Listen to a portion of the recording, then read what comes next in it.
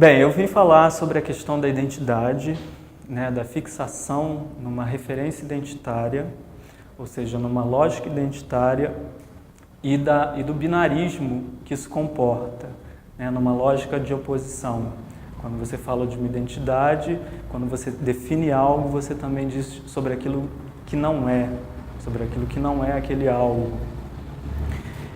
Em paralelo a isso, uma lógica da multiplicidade, onde a gente pensaria em sair dessa referência identitária e estar pensando nos devires, nesses múltiplos modos de ser. Bem, eu vou dizer a poesia, né, que é a poesia de um grande amigo meu, que eu acho que define muito a questão da identidade, né, o quão essa identidade nos prende. A poesia diz o seguinte: palavra é grade, cela, prisão, guarda de poesia. Palavra é delírio, palavra é palavra. Quando a gente define algo, a gente está, de alguma forma, limitando esse algo. A gente está dizendo sobre aquilo do que não se trata. Quando eu chamo isso aqui de cadeira, eu estou dizendo que isso aqui não é nada além do que uma cadeira, né? E eu prendo isso. Então não é cachorro, não é lápis, é cadeira. Quando a gente leva isso para a questão do ser humano, quando a gente dá um nome, a gente está fechando todas as possibilidades desse ser humano ser qualquer outra coisa. E na contemporaneidade existe um momento de vício nessa identidade, que a gente chama de toxicomanias da identidade, que são pessoas que não conseguem lidar com a quebra, né, com as forças que estão a todo momento caindo sobre a nossa pele e que nos desestabilizam, né? Então são pessoas que se prendem à identidade.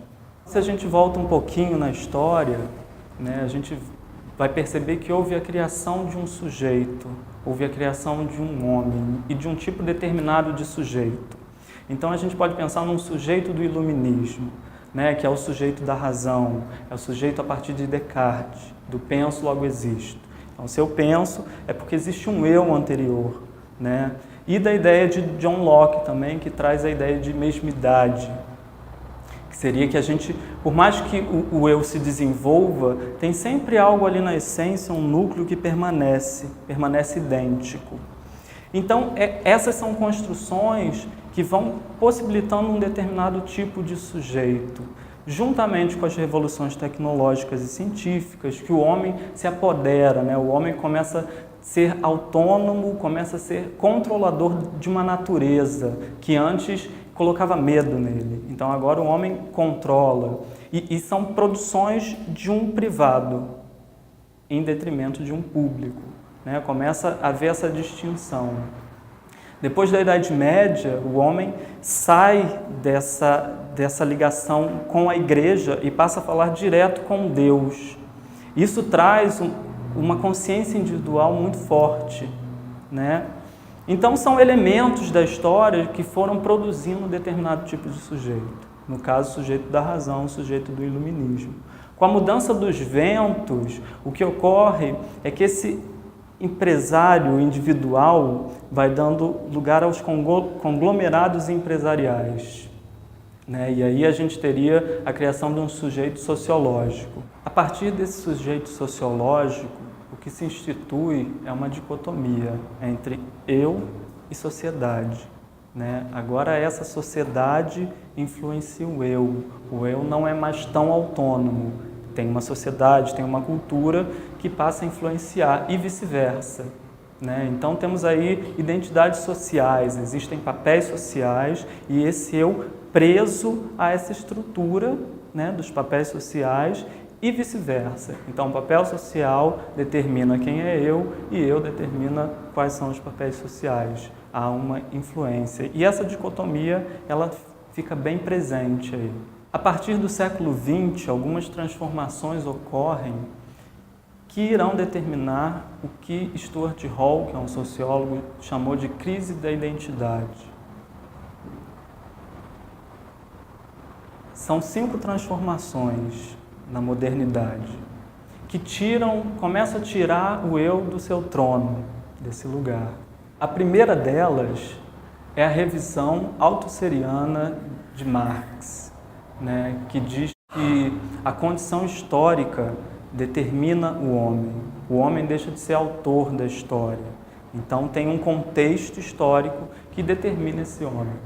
A segunda dessas transformações foi a leitura que Lacan fez de Freud, a sua máxima "penso onde não penso que sou", que é a ideia de inconsciente, obviamente trazida por Freud, de que esse eu significa apenas 10%. Os 90% restantes é um inconsciente que comanda. Então esse eu não é senhor de si. A terceira mudança, terceira transformação seria a linguística de Saussure, que diz que a gente nasce imbuído num sistema social linguístico. Tudo aquilo que a gente fala, na verdade, já foi falado anteriormente. Então, nós não somos autores das nossas falas. A quarta transformação vem a partir de Foucault e a sua ideia de instituições disciplinares. A gente estaria, de alguma forma, determinado por essas instituições. Seriam tanto a família, quanto a escola, quanto o exército, essa arquitetura que cria um privado, mas que de alguma forma nos comanda. Então, também não somos tão senhores de si. E por último, as feministas, com a ideia de um sujeito generificado. Um sujeito pensado a partir de um gênero que é construído, um gênero que é construção. Um outro autor que colabora com esse destronamento do eu é Nicholas Rawls, com a sua ideia de genealogia da subjetivação. O que ele pretende com isso é mostrar que o psiquismo ele é uma criação. O eu, o homem, o sujeito, é uma criação e uma criação datada. Não se podia falar de um sujeito anteriormente. Ele vem rebatendo a ideia, inclusive de existencialistas, que pensavam a história de um eu que é modificado a partir de determinantes culturais, sociais e históricos. O que ele vem pensar não é essa ideia de pessoalidade, isso é algo datado. Esse interior é criado, esse psiquismo como algo do interior é uma construção e é datada da modernidade.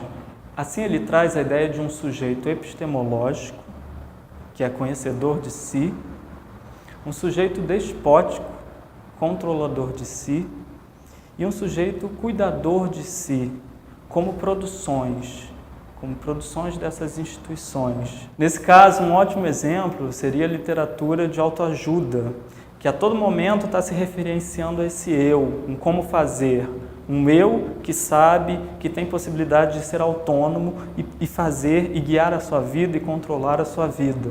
Então, constantemente, estamos submetidos a linguagens de produção de privacidade, linguagens de produção de eu, linguagens de pessoalidade. Segundo a autora Sueli Ronick, essa interioridade poderia ser pensada a partir de uma dobra do exterior. E aí estaríamos falando de um fora. O que ela propõe é que não exista esse pensamento do interior. O interior seria pensado a partir de uma dobra do fora. E ela propõe um exercício.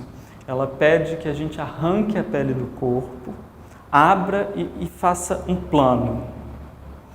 Passando por esse plano, várias forças, que seriam forças dos meios pelos quais a gente circunda.